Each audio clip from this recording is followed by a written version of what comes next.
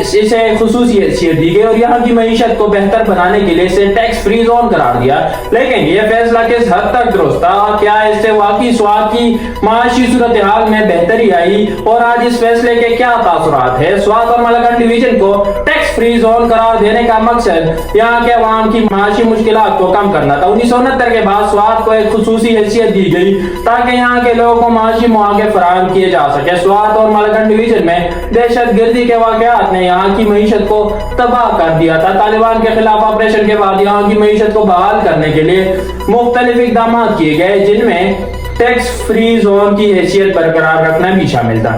ناظرین، پاکستان کے آئین کے آرٹیکل 246 اور 247 کے تحت سوات کو خصوصی انتظامی حیثیت دی گئی تھی جس کی وجہ سے یہاں ٹیکسز لاگو نہیں کیے جاتے تھے. تاہم 2018 کے آئینی ترمیم کے بعد ان آرٹیکلز کو ختم کر دیا گیا جس کے نتیجے میں سوات سمیت تمام قبائلی علاقوں کو خیبر پختونخوا میں